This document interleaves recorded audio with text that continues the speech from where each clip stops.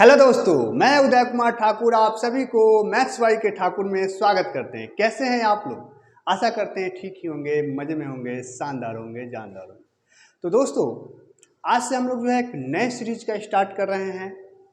जैसा कि आप लोगों को दिख रहा होगा, बिहार पुलिस कांस्टेबल का जो है टेस्ट सीरीज स्टार्ट कर रहे हैं और इसमें हम आपको हर रोज़ जो है मैथ का जो है पूरे एकदम एग्जाम पैटर्न के हिसाब से जो है हर रोज़ जो है क्वेश्चन कराऊंगा। चूँकि जो है 10 क्वेश्चन देखा जाए तो बिहार पुलिस में लगभग पूछता है मैथ का, तो हम 10 क्वेश्चन हर रोज़ जो है आपको एक सीरीज के रूप में लेकर के आए। तो बहुत सारे लोग सोचते होंगे कि ये 10 क्वेश्चन के लिए क्या प्रैक्टिस करना, लेकिन दोस्त एक बात याद रखें कि एक नंबर से जो है आप 1000 से ऊपर नीचे हो सकते हैं। और अगर ये 10 में 10 क्वेश्चन आप सही कर लेते हैं तो आप मेरी बात मानिए, आप जो है ये 10 नंबर जो है ना आपको मेरिट बनवा सकता है। तो ये 10 नंबर को कोई कम मायने नहीं रखे। अगर आप नहीं जानते हैं तो क्या कीजिएगा, तुक्का लगाइएगा। और अगर ये 10 के 10 क्वेश्चन आप सही कर लेते हैं तो आप बहुतों से आगे रहेंगे। तो चलिए जो है बिना टाइम लॉस किए हुए जो है हम लोग पूरे धुआंधार तरीके से इस वीडियो को शुरू करते हैं। और यदि आप चैनल पे आज नए हैं तो सबसे पहले चैनल को जो है सब्सक्राइब करके बेल आइकन को दबा दीजिए, ठीक है। तो चलिए हम लोग शुरू करते हैं। जैसा कि आप लोगों को पहला क्वेश्चन दिख रहा होगा कि राम की आय जो है श्याम की आय से 100 रुपया अधिक है। बात अच्छे से समझिएगा, राम की आय श्याम की आय से 100 रुपया अधिक है। यदि राम और श्याम की औसत आय 850 रुपये है तो राम की आय कितनी है? देखिए, मैं इसको बहुत ही शानदार तरीके से आप लोगों को बताता हूँ। ये राम भाई साहब है और ये श्याम भाई साहब। औसत का मतलब क्या होता है? इसका कितना है, इसका कितना है मतलब नहीं है, लेकिन औसत जब दे दिया तो इसका मतलब है कि ये इसके पास भी 850 है और इसके पास भी 850 है, राइट। तो अगर आप जोड़ के देखा जाए तो 800 ये मतलब 850 1700 रुपया। मतलब ये दोनों का इनकम जो है, टोटल इनकम कितना है? 1700 रुपया है। लेकिन अब क्वेश्चन में कह रहा है कि राम की आय ना श्याम की आय से 100 रुपया अधिक है। यहाँ तो जो है बराबर बराबर है, औसत था तो अभी हम बराबर बराबर रखें। हमको 100 रुपया अधिक करना है। अच्छा, 100 रुपया अधिक करना है तो हम क्या करें? इसको हम कर दे क्या 100 रुपया इसको अधिक करना है तो क्या मैं इसको कर दूँ 950 और इसको कर दूँ 750, हो जाएगा। ऐसे तो दिखने में लग रहा हो कि हाँ हो गया, लेकिन यहाँ गैप देखिए, गैप कितना का हो रहा है? 200 का हो रहा है, तो ये गलत हो जाएगा। तो करना क्या है मेरे दोस्त कि जब भी आपको इस प्रकार से कोई भी मतलब एक पैसे को 2 हिस्सा में बांटना हो और अगर क्या है कि इतना एगो को कम दीजिए और इतना ज़्यादा दीजिए, मतलब जितने रुपए, जैसे मान लेते हैं कि यहाँ 100 रुपया बोला है, 100 रुपया एक को ज़्यादा देना है, 100 रुपया को कम देना है, तो उस रुपया को जो है आप आधा कर लीजिए, यानी 100 का आधा कितना? 50। तो इसका मतलब राम को ज़्यादा देना है तो राम को 50 ज़्यादा हो जाएगा तो ये हो जाएगा 900, इसका 50 कम हो जाएगा यानी हो जाएगा 800। देखिए 9 8 अभी भी 1700 है और अंतर कितना का हो गया? 100 का। यानी सही जवाब क्या हो जाएगा मेरे दोस्त? 900। सही जवाब इसका क्या हो जाएगा? 900। तो एकदम जो है बिना एक्स फेक्स माने हुए जो है एकदम बेसिक समझ से जो है इस क्वेश्चन को हमको कर लेना है। उम्मीद करते हैं समझ गए होंगे। देखिए, अगर नहीं समझ में आया तो एक जो है मैं आपको एक क्वेश्चन ऐसे ही देता हूँ। मान लीजिए कि दुर्गा पूजा आने वाला है, दुर्गा पूजा आने वाला, आपके पिताजी ने जो है 100 रुपया आपको 100 रुपया मेला देखने के लिए दिया। कितना दिया? 100 रुपया। आप 2 भाई हो। कितने भाई हो? 2 भाई हो। अब 2 भाई हो, आप बड़े भाई हो और एक आपका छोटे भाई है। अब पिताजी बोले कि लो 100 रुपया, क्या करना? तुम 10 रुपया ज़्यादा लेना और छोटे वाले भाई को जो है 10 रुपया कम देना, ठीक है। तो कहा कि ठीक है पापा। और आपने क्या किया? आप ऐसे अगर बराबर बराबर बांटते तो 50-50 बांटते। आप क्या किया कि छोटे वाले को 40 रुपया दे दिया और आपने ले लिया 60 रुपया, ठीक है। छोटे वाले को 40 और आपने 60। अब क्या हुआ कि ये छोटे वाला जो है रोते रोते पापा जी के पास पहुंचा। पापा पापा, भैया मुझसे 20 रुपया ज़्यादा ले लिया। आपने तो बोला था 10 रुपया ज़्यादा लेना है, 20 रुपया ज़्यादा ले लिया। तो बात तो भाई साहब सही है कि 10 रुपया लेना था, आपने कितना ज़्यादा ले लिया? 20 रुपया। तो सही बंटवारा क्या होगा? सही बंटवारा ये होगा कि आपको लेना पड़ेगा 55 रुपया और छोटे भाई को देना पड़ेगा 45 रुपया। तब होगा गैप कितना का? 10 का। 10 रुपया ही ज़्यादा कम लेना है। तो इससे हमको क्या समझ में हुआ कि जैसे कि 100 रुपया था तो पहले हम 50-50 बांट लिए दोनों का, और 10 का 10 ज़्यादा लेना है, 10 कम लेना है। मतलब 10 ज़्यादा लेना है तो 10 का आधा कितना? 5। तो बस एक में 5 जोड़ दीजिए जिसको ज़्यादा लेना है, और जिसको कम देना है एक 5 घटा दीजिए, यानी 55 और 45। तो अब उम्मीद करते हैं कि इस वाले क्वेश्चन से जो है आपको ये चीज़ समझ में आ गया होगा। तो उसी प्रकार से 850 औसत था तो 850 है अब इसका 100 रुपया अधिक है तो 100 का आधा 50 किए, इसमें हम 50 जोड़ दिए, इसमें 50 कम कर दिए। इसका मतलब ये हुआ कि राम कमाता है 900 रुपया और श्याम कमाता है 800 रुपया। तो इसका सही जवाब क्या हो गया? Option number C. तो उम्मीद करते हैं कि क्वेश्चन समझ में आ गया होगा। अगर वीडियो अच्छा लग रहा है तो प्लीज़ वीडियो को लाइक कर दीजिए। तो चलिए चलते हैं हम लोग नेक्स्ट क्वेश्चन की तरफ। हाँ तो दोस्त देखेंगे, दूसरा क्वेश्चन है कि दो वर्गों के जिनमें से एक का विकर्ण जो है दूसरे की तुलना में दुगना हो तो क्षेत्रफल का अनुपात क्या होगा? देखिए वैसा कोई भी डायमेंशन जैसे जिसकी वन बीमा हो, जैसे क्षेत्रफल में केवल भुजा और विकर्ण होता है, जो मतलब भुजा सेम विकर्ण सेम, या फिर आप ले लीजिए गोला ले लीजिए, समबाहु त्रिभुज ले लीजिए, वृत्त ले लीजिए। तो ये सब में अगर आपको जो है जैसे कि यहाँ जो वर्ग दिया हुआ है तो वर्ग में जो है चाहे भुजा के अनुपात या विकर्ण के अनुपात दिया हुआ है, क्षेत्रफल पूछेगा क्षेत्रफल, तो आपको क्या कर देना है कि उसका स्क्वायर कर देना। जो विकर्ण का या भुजा का जो अनुपात रहेगा क्षेत्रफल में उसका अनुपात क्या हो जाएगा? स्क्वायर कर देना। उसी प्रकार जैसे अगर वृत्त में रहे तो वृत्त में चाहे त्रिज्या का या फिर आपको व्यास का अनुपात दिया हुआ रहे उसके क्षेत्रफल का अनुपात करेंगे तो उसका स्क्वायर कर देना है। गोला में आपको त्रिज्या का या फिर व्यास का अनुपात दिया हुआ रहे, क्षेत्रफल पूछे तो स्क्वायर कर देंगे, अगर आयतन का अनुपात पूछे तो क्यू कर देंगे। तो ये सब रेडीमेड सूत्र होता है। उसी प्रकार समबाहु त्रिभुज में भी, क्योंकि बाकी बात जो चीज़ होता है सब कट जाता है, तो इसलिए क्या कर देना है, क्षेत्रफल में स्क्वायर कर देना है और आयतन में क्यू कर देना है। कब? जब सिंगल डायमेंशन वाला हो तब, जैसे कि यहाँ वर्ग हो गया, समबाहु त्रिभुज हो गया, वृत्त हो गया, गोला हो गया, इस प्रकार से। तो चलिए, तो विकर्ण जैसे मान लीजिए कि विकर्ण प्रथम है, ठीक है ना, और ये विकर्ण 2 है, D1 D2 भी हम मान सकते हैं कुछ। अब इसका अनुपात जो है कहता है एक का विकर्ण दूसरे के तुलना में दुगना है। अगर ये 1 है तो ये कितना है? 2।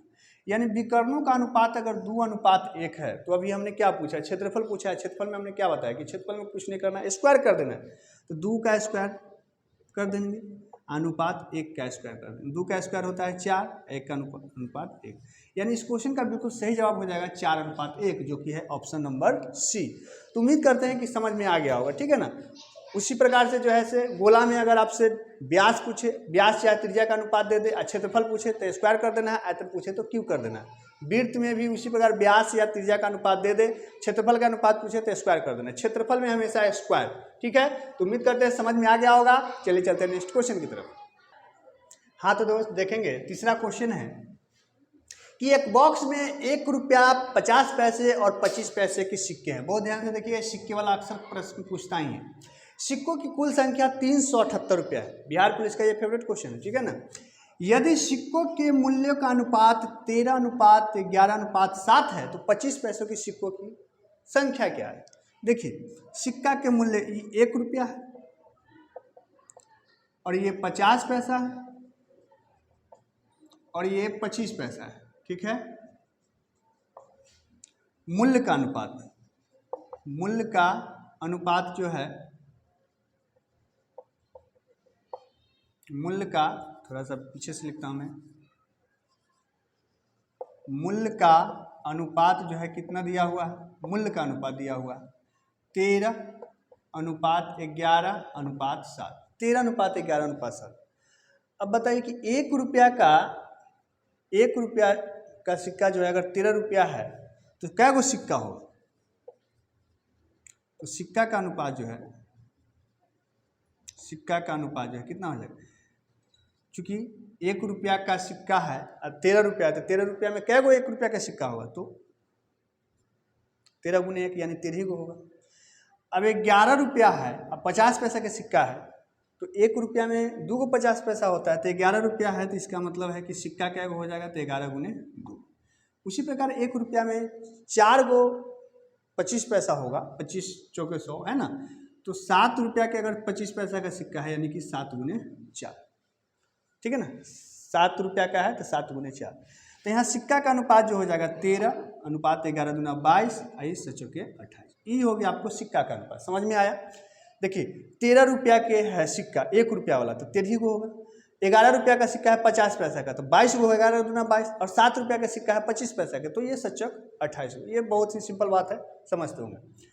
तो अब हमसे क्या पूछा? 25 पैसे का। तो देखिए, तो हमको सिक्का का अनुपात, सिक्का की टोटल संख्या दे दिया है, तो इसको जोड़ते हैं। जोड़ेंगे तो कितना हो जाएगा 28 अब 22 हो जाएगा 50, अब 50 और 13 63, ये तीनों को जब जोड़िएगा तो 63 आया। और 63 अनुपात के मान दिया हुआ है 378, 378।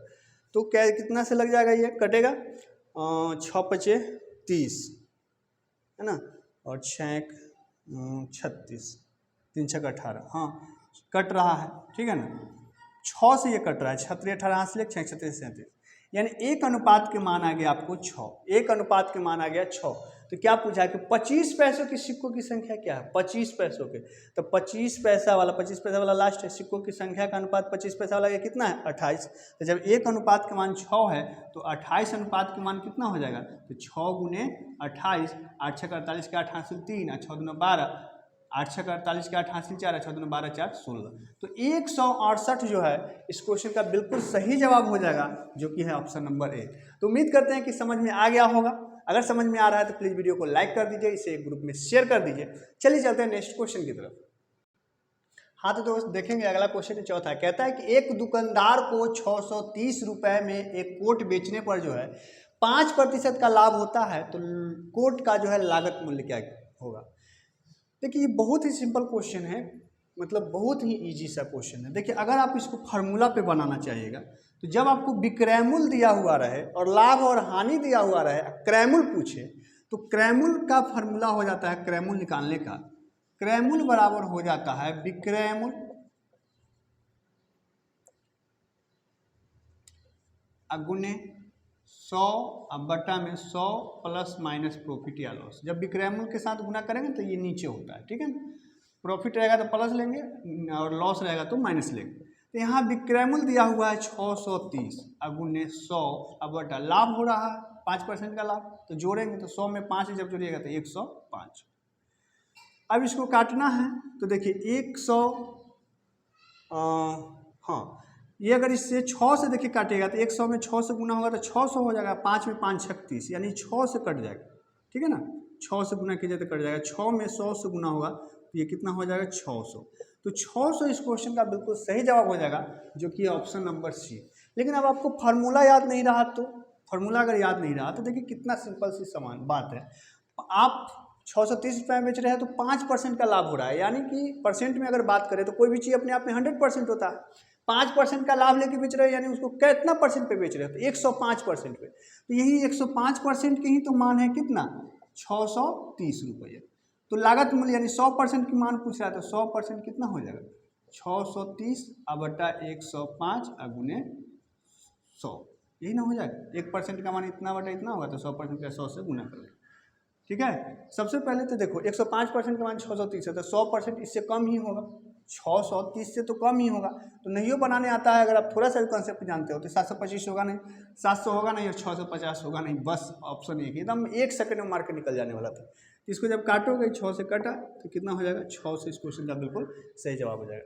तो ऐसे भी कर सकते हो। तो उम्मीद करते हैं कि समझ में आ गया होगा बहुत अच्छी तरीक़ा से। तो चलिए चलते हैं नेक्स्ट क्वेश्चन की तरफ। हाँ तो मेरे दोस्त देखिएगा 5वां क्वेश्चन है कि किसी कॉलेज में 1/5 लड़कियां और 1/8 लड़कों ने एक सामाजिक शिविर में भाग लिया। मतलब उस कॉलेज में जितने भी बच्चे हैं उसमें 1/5 लड़कियां और 1/8 लड़कों ने एक सामाजिक शिविर में भाग लिया। तो कॉलेज में कुल कितने छात्रों ने शिविर में भाग लिया। देखिए ये चूँकि डाटा फ्रैक्शन में दिया हुआ है, जवाब भी फ्रैक्शन में ही मांगा है, तो कुछ नहीं, बहुत ही मतलब सिंपल सा है। दोनों को क्या करना है, जोड़ देना है और कुछ नहीं करना है ना। तो शिविर में भाग लेने वाले छात्रों की संख्या, भाग लेने वाले छात्रों की संख्या जो है क्या हो जाएगा 1/5 जोड़ 1/8। 8 5 का एलसीएम कितना आएगा, कोई से कोई जाएगा नहीं तो गुना हो जाएगा 8 पर से 40, 5 से भाग देंगे तो 5 8 40, 8 में 1 से गुना होगा 8 और 8 पर से 40 तो ये 5, 8 5 हो गया 13/40। भिन्न का जोड़ तो आता ही होगा, तो 13/40 इस क्वेश्चन का बिल्कुल सही जवाब हो जाएगा, ठीक है ना। अगर इसी में अगर ये डाटा मान लेते हैं कि यहाँ कुल बच्चा दे देता और ये डाटा संख्या में पूछता तो कैसे करते, चाहे इसी का और क्या दूसरा तरीका हो सकता है। तो देखिए आप जब भी इस प्रकार का क्वेश्चन है तो ये जैसे नीचे नीचे जो फ्रैक्शन का वैल्यू जैसे यहाँ 5 और 8, इसका एलसीएम सोचिए, 5 8 का एलसीएम कितना होगा 40।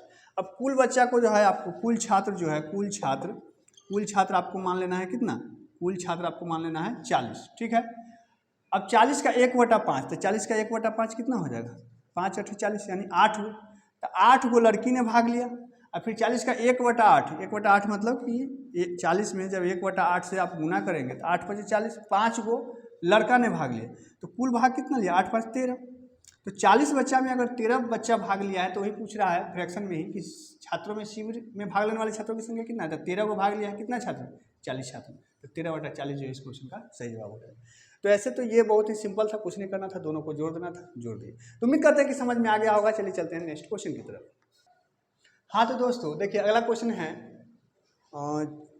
कि 7 क्रमागत विषम संख्याओं का औसत जो है 27 है। 7 क्रमागत, क्रमागत मतलब होता है लगातार, तो 7 क्रमागत विषम संख्याओं का औसत 27 है, तो बीच वाली संख्या क्या होगी। देखिए मैं आपको बता दूं, शायद आप जानते होंगे और नहीं जानते तो आज जान लीजिए कि जब भी कोई लगातार मतलब कि अगर सबका अंतर समान हो, मतलब कोई सीरीज का अगर औसत पूछा जाए तो औसत हमेशा बीच की संख्या होती है, औसत हमेशा बीच की संख्या होती है।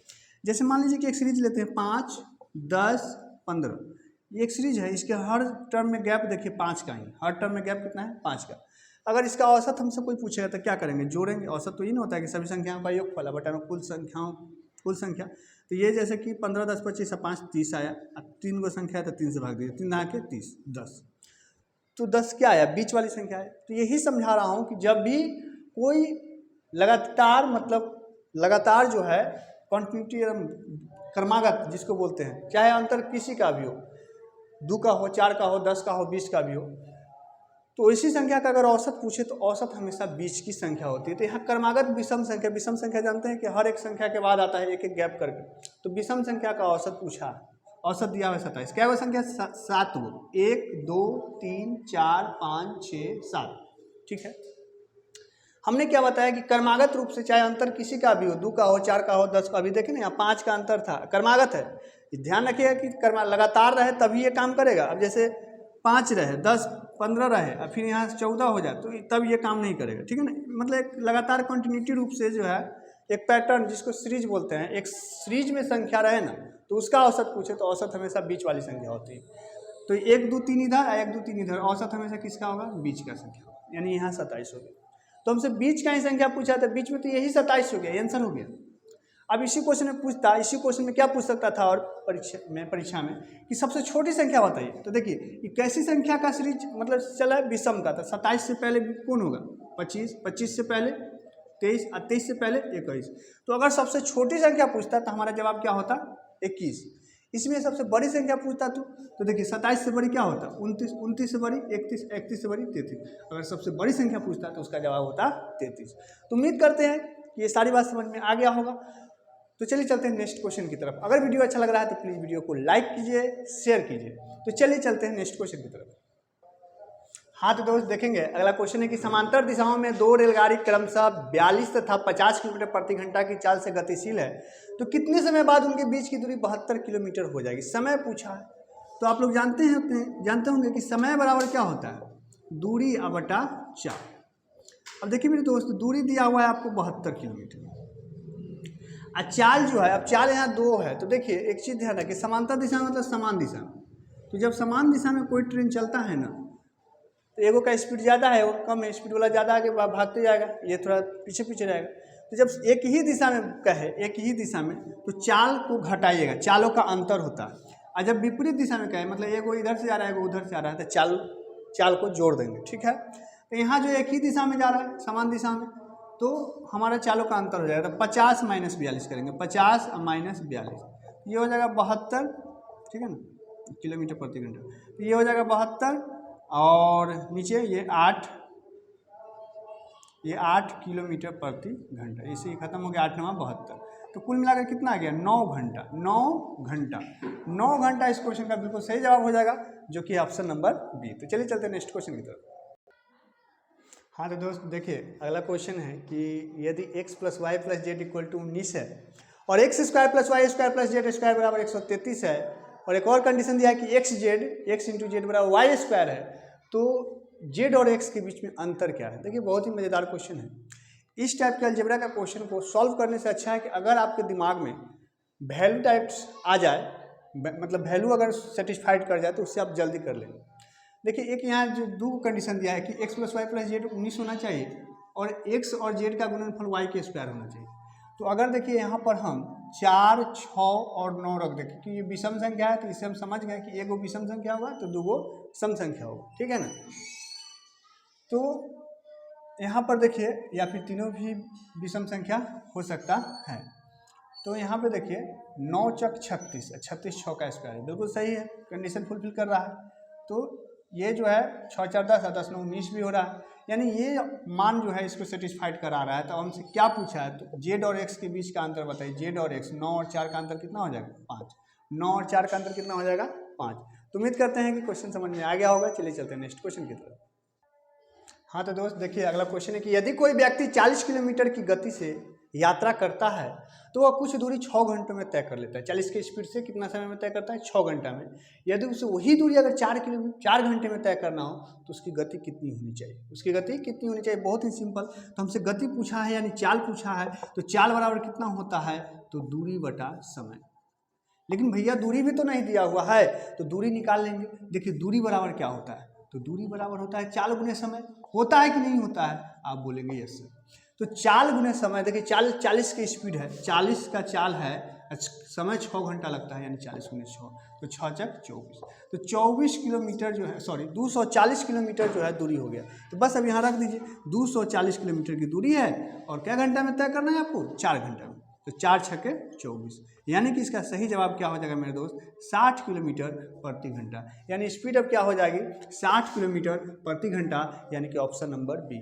तो उम्मीद करते हैं कि समझ में आ गया होगा। चलिए चलते हैं नेक्स्ट क्वेश्चन की तरफ। हाँ तो दोस्त अगला क्वेश्चन है देखिए, और ये लास्ट क्वेश्चन है अभी का वीडियो का।